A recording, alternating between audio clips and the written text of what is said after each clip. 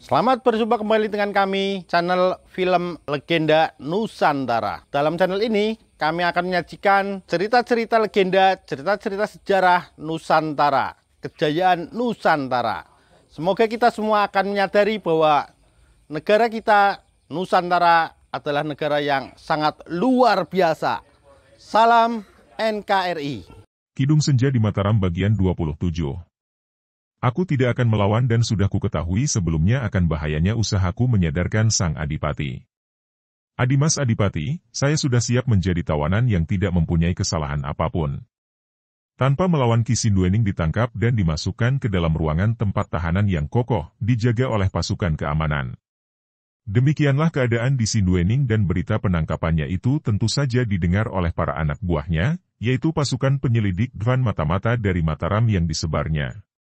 Para anggota pasukan penyelidik itu mengadakan pertemuan rahasia di warung Pak Jio dan mereka melanjutkan tugas mereka melakukan penyelidikan di Ponorogo, dan ada pula yang diam-diam meninggalkan Ponorogo untuk kembali ke Mataram dan melaporkan tentang penangkapan atas diri pemimpin mereka, yaitu Ki Sinduening. Ketika Sang Prabu Hanyokrowati mendengar akan penangkapan atas diri Ki Sinduening, dia lalu mengutus Nurseta untuk menggantikan kedudukan senopati itu, memimpin pasukan penyelidik, dan dipesannya juga agar berusaha membebaskan Ki Sinduening dari tahanan. Berangkatlah Nurseta dan diam-diam dia merasa girang karena mendapat kesempatan untuk mencari Mawarsih pula. Dia mendengar dari anak buah yang disuruhnya melakukan penyelidikan bahwa Mawarsih tidak berada di Dusun Sintren dan kemungkinan mencari ayahnya yang bertugas melakukan penyelidikan ke Ponorogo dan semua kadipaten di Jawa Timur. Ki Sinduening yang meringkuk dalam tahanan, diperlakukan dengan baik. Dia memperoleh hidangan makanan dan minuman yang cukup, dan baru sehari semalam dalam tahanan, pada keesokan harinya pagi-pagi muncul Brantoko di depan jeruji besi depan kamar tahanannya. Paman Sinduening, kata pemuda itu sambil tersenyum-senyum ramah. Ki Sinduening mengerutkan alisnya dan mengamati wajah pemuda itu penuh selidik. Mau apa engkau datang ke sini? Tanyanya tegas dan singkat karena Titfak suka kepada pemuda ini. Aku merasa menyesal sekali melihat paman ditawan di sini.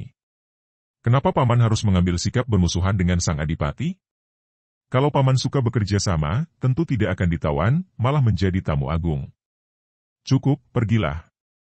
Aku tidak mau bicara denganmu tentang hal itu, kata Ki Sinduening. Paman Sinduening, aku bersungguh-sungguh, aku tidak suka melihat paman menjadi tawanan.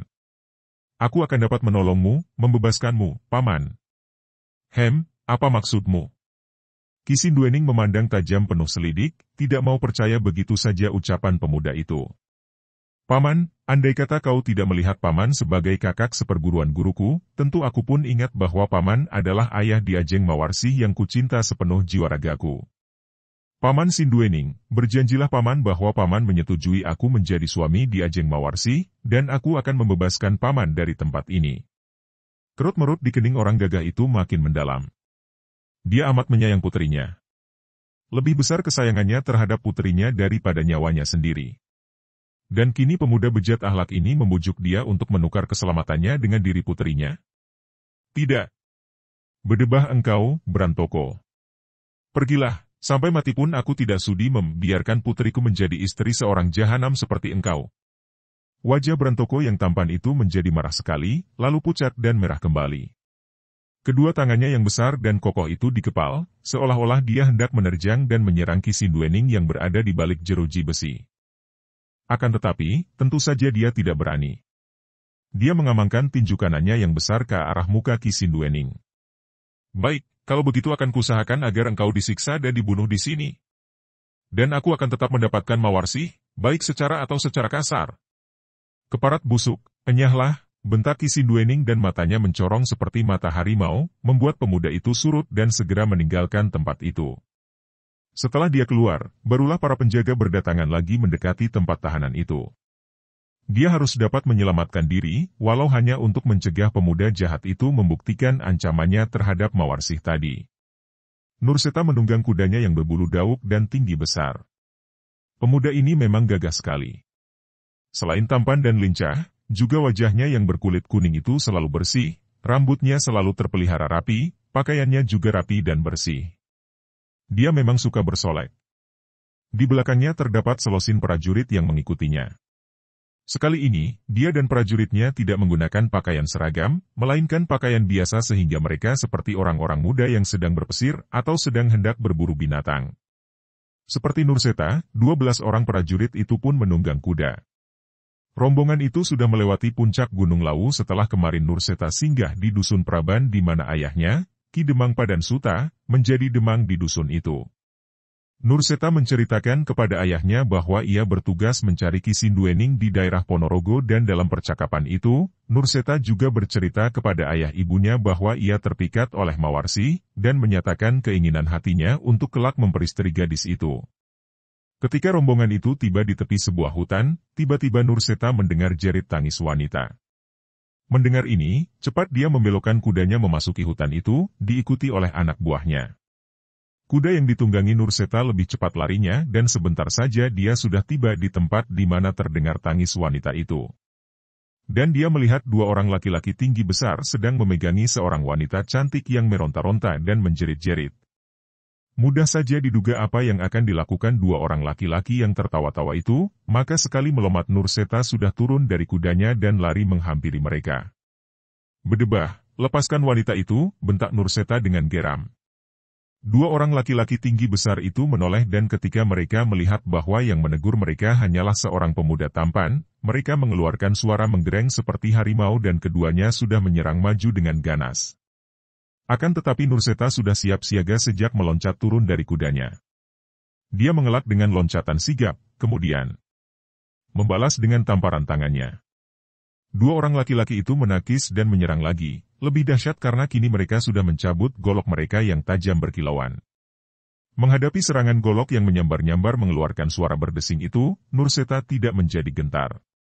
Dia masih mempergunakan kelincahan gerak tubuhnya, mengelak ke sana-sini akan tetapi dia maklum bahwa dua orang lawannya itu bukan lawan yang lemah. Maka, dia pun mencabut pecut kuda yang sejak tadi terselip di pinggangnya. Terdengarlah suara meledak-ledak ketika dia menggerakkan pecut kuda itu dan ujung pecut itu menyambar-nyambar selain tingkat aji kesaktian Nurseta lebih tinggi daripada kedua orang lawannya, juga senjata pecut itu jauh lebih panjang dibandingkan golok maka ujung pecut itu yang lebih cepat menghujankan serangan, menukik dan mematuk-matuk. Pecut yang amat ringan itu tentu saja dapat digerakkan jauh lebih cepat pula dan orang itu segera menjadi sibuk melindungi muka mereka dari hujan lecutan. Dan ujung pecut itu pun bagaikan ujung keris saja, setiap kali mematuk dan mengenai tubuh, tentu kulitnya pecah tercabik. Tak lama kemudian, dua orang yang hanya mampu memutar golok melindungi muka tanpa mampu membalas itu sudah luka-luka berdarah bagian muka dan leher mereka dan mereka pun melarikan diri ketakutan. Nurseta tidak mengejar, melainkan menoleh ke arah wanita tadi sambil menyelipkan kembali pecutnya. Dia melihat seorang wanita yang cantik sekali, dengan bentuk tubuh yang menggairahkan, dan dia pun mengerti mengapa dua orang kasar tadi hendak mengganggunya. Wanita itu terlampau cantik dan menarik untuk berjalan seorang diri di dalam hutan, dan memang tidak mudah bagi pria untuk membiarkannya tanpa mengganggu. Wanita itu adalah seorang wanita muda yang sudah matang, usianya sekitar 27 tahun. Kulit tubuhnya putih kuning dan mulus, rambutnya yang hitam panjang itu berombak dan di dahinya terhias sinom rambut yang lembut dan aut-autan. Wajahnya bersih dan manis, dengan sepasang mata yang jeli dan kerlingnya memikat, hidungnya mancung dan bibirnya yang merah basah itu kadang nampak setengah terbuka dan menantang. Kedua pipinya kemerahan tanpa alat dan selalu berseri. Nurseta terpesona, akan tetapi juga merasa heran karena wajah yang manis ini tidak asing baginya. Dia pasti sudah mengenalnya, akan tetapi entah di mana dan kapan. Setelah saling pandang sejenak, wanita itu lalu berlari menghampiri Nurseta, langkahnya lembut dan lenggangnya memikat seperti langkah seorang penari yang pandai. Setelah tiba di depan pemuda itu, ia pun menjatuhkan diri bersimpuh dan dari atas begini Nurseta dapat melihat tonjolan bukit kembar di dada wanita itu yang bentuknya bagus dan menggairahkan. "Saya mengaturkan terima kasih, Raden. Kalau tidak ada Paduka, entah bagaimana nasib saya."